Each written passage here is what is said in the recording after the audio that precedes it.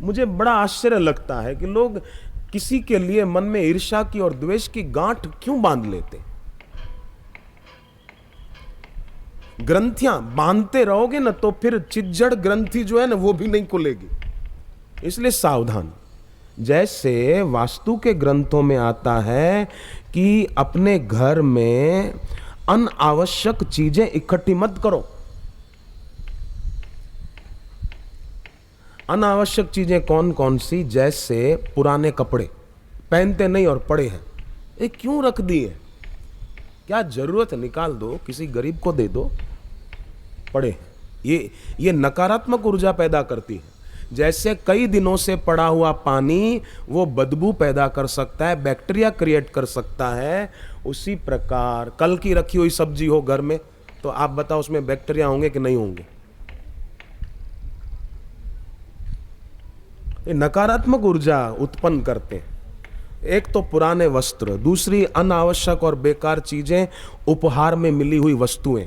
जैसे कई साल पहले के शील्ड होते हैं, लोग अपने घर में सजा के रखते हैं। अरे मारो गोली, भगवान की और बापू की, गुरु की तस्वीरें रखो, हनुमान जी की तस्वीर रखो, अच्छा है। ये शील्ड सजा के रख दिया। शुद्ध मैं को कब तक पूजना? शुद्ध मैं को जगाओ अपनी। बड़ा भारी लाभ होगा इससे। ये मैं वास्तु की और आध्यात्मिकता की बात मिला के बोल रहा हूं, बहुत जरूर। तीसरी अनावश्यक चीजें, पुराने अखबार पस्ती पड़ी है, लगा दे आग, या तो निकाल दे, बेच दे।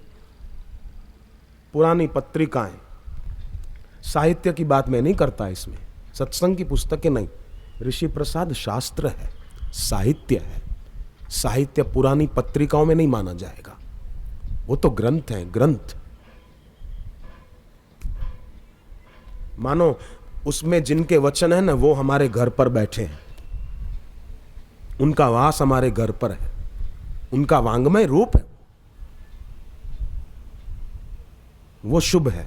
पर पुरानी अखबारें, पुरानी पत्रिकाएं, फलानी और जो होती है ना सत्संग बिना की, ये अशुभ है, अशुभ। बच्चों की पुरानी पुस्तकें, पिछली कक्षाओं की, ये अशुभ है, नकारात्मक ऊर्जा उत्पन्न करते। टूटे हुए खिलौने नकारात्मक ऊर्जा पैदा करेंगे। पुरानी घड़ियां, नई घड़ी खरीद कर ले आए और पुरानी पड़ी है, स्टोर रूम में रख दी। अरे फेंक दो या बेच दो, यथायोग घर में मत रखो। वास्तु इसको अशुभ मानता है। बिना ताले की चाबियां फालतू पड़ी है, अशुभ है। यहां ताले, चाबी गुम हो गई तो ताला तोड़ा और फिर वो पड़ा हुआ है घर में, स्टोर रूम में, ये अशुभ है। बात छोटी छोटी है पर ध्यान में रखने पर फायदा बहुत होगा। तो जैसे ये पुरानी चीजें, पुरानी रजाई काम में नहीं आती, पड़ी है, पुराना कंबल काम में नहीं आता, पड़ा है, फालतू फटा हुआ या बहुत पुराना, अब काम में नहीं लेते हैं, तो ये नकारात्मक ऊर्जा उत्पन्न करेंगे। पुरानी टीवी काम में नहीं आती पर पड़ी है, पुराना रेडियो, पुराना वॉकमैन पड़ा है बैग में, रूम में, ये अशुभ माना जाता है, अशुभ। इसीलिए सावधान। जैसे ये अनावश्यक चीजें वास्तु में अशुभ मानी जाती है, उसी प्रकार मस्तिष्क में पुरानी बीती हुई बातें भर के रखना और यदा खदा बैठे बैठे उनको सोचते रहना, ये साधना में बाधक है। इससे भक्ति में बरकत नहीं आएगी। वो बेकार की चीजें घर में होगी तो घर में बरकत नहीं आएगी, पैसा नहीं बढ़ेगा, समृद्धि नहीं होगी। और दिमाग में ऐसी बातें भर के रखेंगे तो भक्ति में बरकत नहीं आएगी, आध्यात्मिकता में ऊंचाई नहीं आएगी। इसलिए थोड़े सजाग बने हम। घर में डबल बेड होता है लोगों के, ना हो तो अच्छा है, पर हो तो डबल बेड पर गद्दे अलग अलग दो नहीं होने चाहिए, वो एक ही हो। अगर डबल बेड है पर गद्दे दो हैं तो इससे पति पत्नी के विचारों में भी फिर द्वैत खड़ा रहेगा, झगड़े बढ़ेंगे, मन मुटाव बढ़ेगा। है दुख सारा द्वैत में, भोला बाबा ने कहा, अष्टावक्र गीता का अनुवाद है, दुख सारा द्वैत में, कोई नहीं उसकी दवा। उसकी कोई दवा नहीं है। इसलिए इसको खत्म करें और अपने जीवन में खूब खूब साधना में, सेवा में, अपने कर्तव्य के पालन में हम आगे आए। जीवन अनमोल है, अमूल्य को निर्मूल्य मत गंवाएं, अमूल्य को निर्मूल्य मत बनाओ, उसका मूल्य समझकर उसका सही सही उपयोग करो, बड़ा भारी लाभ होगा।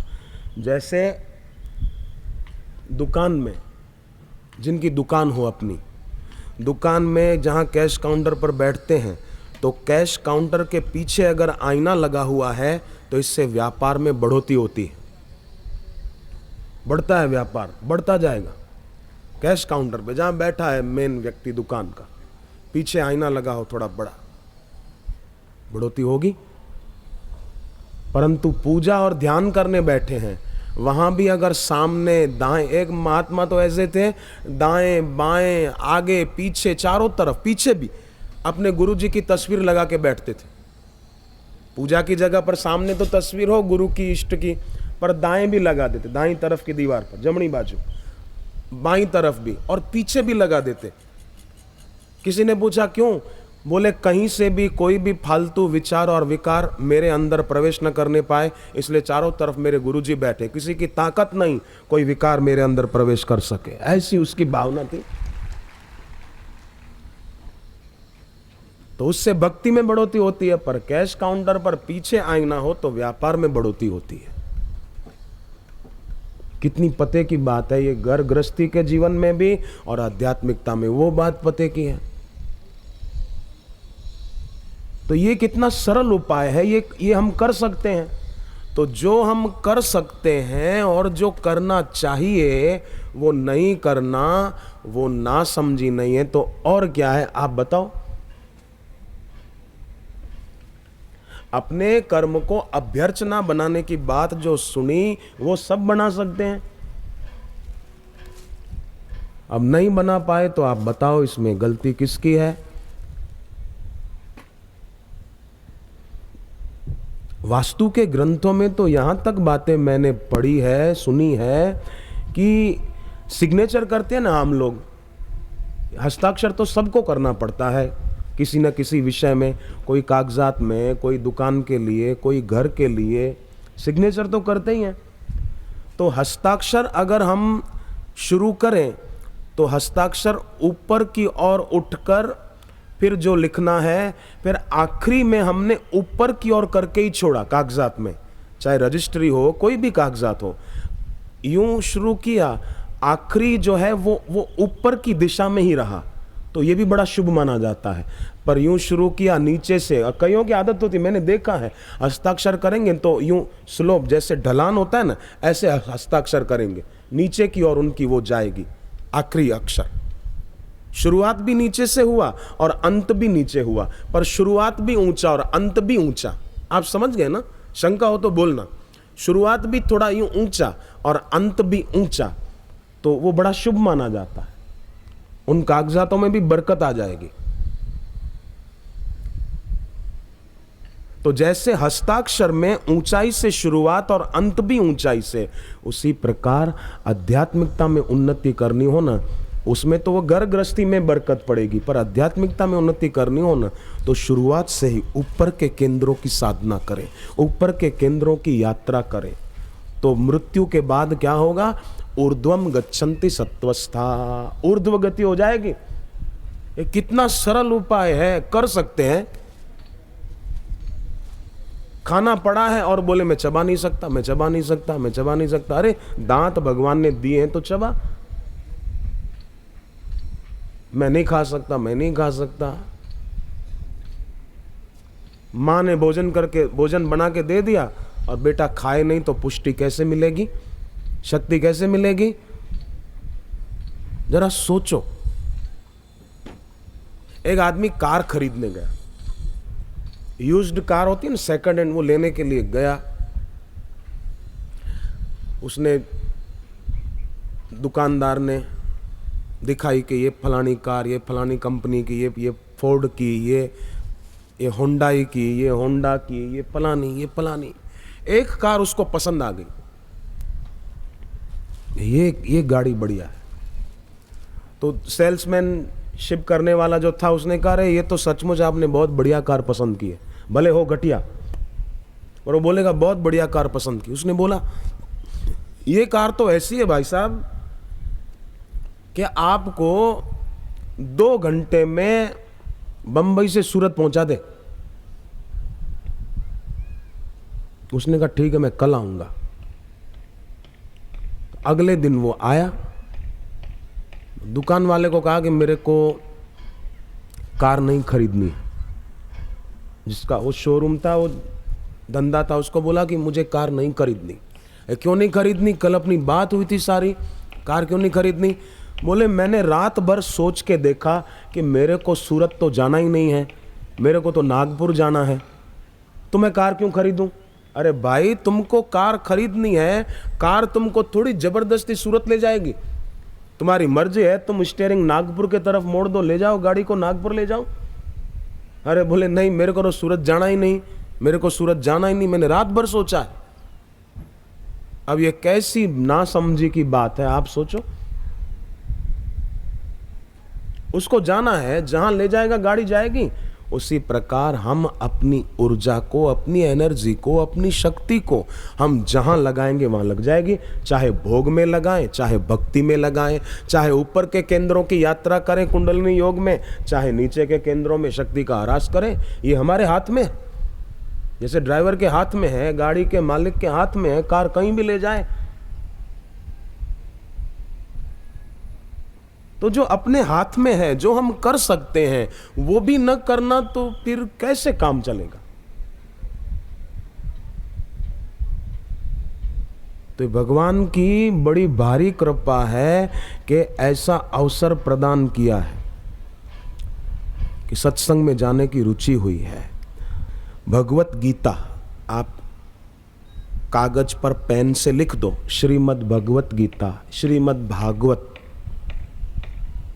वेद, ऋग्वेद, यजुर्वेद, सामवेद, अथर्ववेद, ऐसा लिख दिया, ठीक है। अब जिस आदमी को अक्षरों का ज्ञान न हो, तो लिखा हुआ भगवत गीता, भागवत, वेद, पुराण, वो उसको भी वैसा ही दिखेगा। हाँ, जिसको अक्षरों का ज्ञान नहीं है तो उसको भी वैसा ही दिखेगा, भले पढ़ने में नहीं आ रहा है, पर दिखेगा तो, दृश्य तो वही दिखेगा ना, वैसा ही। और जिसको अक्षरों का ज्ञान है उसको भी वैसा ही दिखेगा, पर उसके मन में एक भाव आ जाएगा कि अरे भगवत गीता, वाह वाह, ये तो भगवान की वाणी है भाई, भगवान की वाणी है, वाह वाह, इसके इतने श्लोक हैं, 18 अध्याय हैं, 700 श्लोक हैं। अर्जुन को भगवान ने उपदेश दिया था कुरुक्षेत्र के युद्ध के मैदान में, वो ये भगवत गीता है। तो जो व्याकरण का ज्ञान रखता है उसको तो लाभ हो जाता है, आनंदित हो जाता है। भगवत गीता एक भाव बन जाता है। खाली भगवत गीता लिखा हुआ देखकर, वेद लिखा हुआ देखकर, पुराण लिखा हुआ श्रीमद् भागवत देखकर, पर जिसको अक्षरों का ज्ञान न हो उसको क्या होगा? उसी प्रकार सदगुरु को तो कई लोग बाहर से देख लेते हैं, पर जिसका भाव होता है कि ये मेरे गुरुदेव हैं, गुरुर ब्रह्मा गुरुर विष्णु गुरुर्देवो महेश्वर, तो उसको तो लाभ हो जाता है।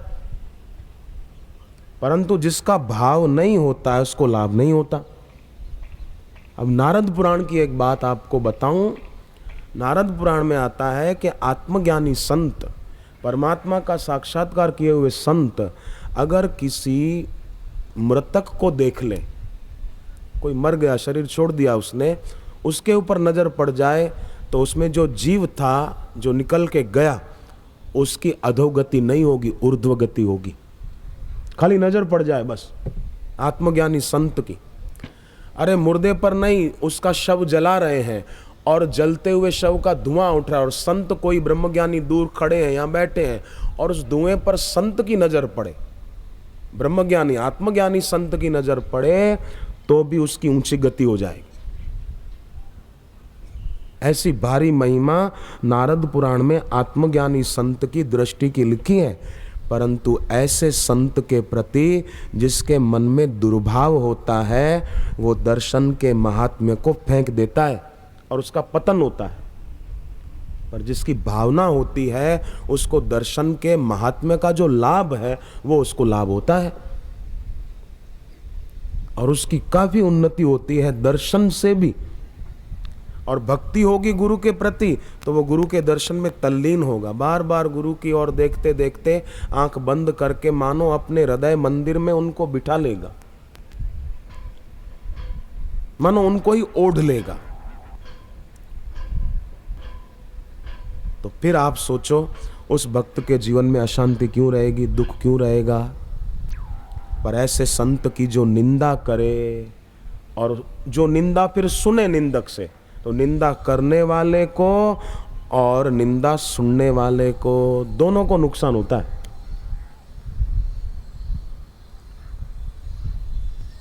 इसलिए सुनना भी नहीं चाहिए। समाज में ऐसे कई लोग हैं जो ऐसे महापुरुषों के बारे में अनादिकाल से बोलते आए कुछ का कुछ, क्योंकि उनका स्वभाव है। जैसे झाड़ू लगाने वाले सड़क पर जो झाड़ू लगाते हैं, उनकी नज़र बाजार में अच्छी चीज़ों पर नहीं होती, उनकी तो कचरे पर ही नज़र होती है। ऐसे ही जो निंदक होते हैं, गिरे हुए लोग होते हैं, हल्की बुद्धि के लोग होते हैं, उनकी नज़र इस पर नहीं जाती कि बापूजी की प्रेरणा से कितने अच्छे काम हो रहे हैं, कितने बाल संस्कार केंद्र चल रहे हैं, बापूजी सारस्वत मंत्र की दीक्षा देते हैं तो कितने विद्यार्थी प्रतिभावान हो जाते हैं। जिनका 60-65% रिजल्ट आता था, उनका 90 और 95 और 100% रिजल्ट आने लग गया। कईयों को शारीरिक, आर्थिक, मानसिक कितने कितने बौद्धिक लाभ हुए हैं। इस पर नज़र नहीं जाएगी। कितने सेवा केंद्र चलाए जा रहे हैं, कितनी जगह गरीबों को मकान बनाकर देने की सेवा, राशन कार्ड की सेवा, चल चिकित्सालय की सेवा और भी कई हैं। उस पर नज़र नहीं जाएगी। ऐसा क्यों और वैसा क्यों और ये क्यों और वो क्यों, बस उसी में उलझे रहते हैं। उनका काम ही है।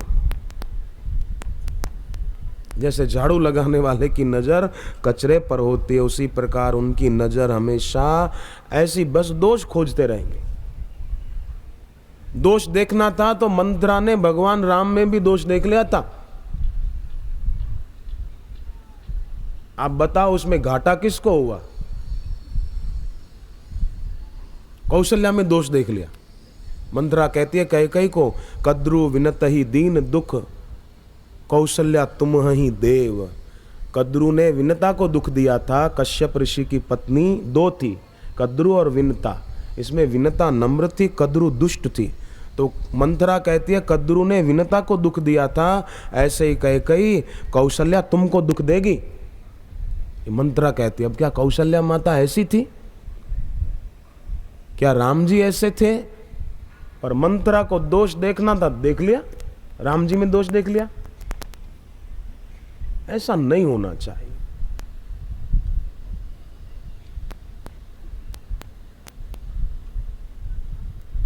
देखो अब एक बात और आपके चरणों में रखूं, आप ध्यान से सुन रहे हैं। आपसे और हमसे भूल तो होती है। कोई बोले मेरे से कोई भूल नहीं होती, वो झूठ बोल रहा है। भूल के कई प्रकार हैं। कोई एक स्त्री पुरुष के विषय में ही नहीं, कई गलतियों के कई प्रकार। तो आपसे हमसे भूल तो होती है। तो क्या होता है कि हमसे जब कोई भूल होती है तो हम अपने को माफ़ कर देते हैं। भाई क्या करें, हमारे में ऐसा नहीं था इसलिए हमारे से ऐसा हो गया, हमारे में योग्यता नहीं थी इसलिए हमसे हो गया। तो अपने द्वारा भूल होने पर हम अपने को तो माफ़ कर देते हैं, पर दूसरे से कोई भूल हो जाती है तो हम उसको माफ़ करने में उदारता नहीं दिखाते। तो क्या होता है कि संघर्ष बढ़ता है, मन में ग्रंथि पड़ जाती है, द्वेष की गांठ पड़ जाती है। अव्यवस्था हो तो व्यवस्था बनाने के लिए थोड़ा थोड़ा बोला, पर फिर भी गांठ न रखी जाए, ग्रंथि न रखी जाए। अपने को जैसे माफ कर देते हैं अपने से भूल होने पर, ऐसे ही घर में किसी से भूल होने पर उसको माफ कर दें। ऐसा नहीं कि उसकी गलती सबको बताते फिर इसने ऐसा किया था, इसने ऐसा किया था, इसने ऐसा किया था, इसने ये किया था, ऐसा बताते न फिरे। माफ करना सीखे, क्षमा का कवच पहनकर अपने जीवन संग्राम में आगे बढ़े तो विजय होगी। ये हो जाएगा स्वकर्मणा तमभ्यर्चम। हम अगर चाहते हैं कि भगवान हमारी भूलों को माफ कर दे तो हम भी किसी की भूल को माफ करना सीख लें। ये हो जाएगा स्वकर्मणा तमभ्यर्चम। और उसमें बापूजी का साहित्य बहुत मदद करेगा, गुरुदेव के सत्संग की कैसेटें बहुत मदद करेगी। मधुर व्यवहार नाम की एक पुस्तक है, 1 रुपए की है। मैं तो कहूँ आपसे कि आप अपने जेब खर्च में से भी 1 महीने के 30 रुपया, रोज का 1 रुपया बचत करो। 1 महीने के 30 रुपया बचत करके, और वो 30 किताबें मिलेगी 30 रुपए की। ये सलाह दे रहा हूँ, दबाव नहीं डाल रहा हूँ कि आप सब ऐसा करो ही, क्योंकि दबाव को मैं हिंसा मानता हूँ। तो अगर महीने की 30 किताबें खरीद ले मधुर व्यवहार, और 30 घरों में पहुंचा दे, 30 अपने परिचित लोगों को दे दे, पड़ोसियों को दे दे, तो कितना अच्छा काम हो जाएगा। ये साहित्य के, सत्संग की किताबों के प्रचार प्रसार में थोड़ा 30 रुपया 50 रुपया लग जाएगा तो कितना अच्छा काम होगा। कोई एक आदमी वो सत्संग की किताब पढ़ेगा, उसके घर में सुख शांति बढ़ेगी, तो ये कितनी अच्छी बात है।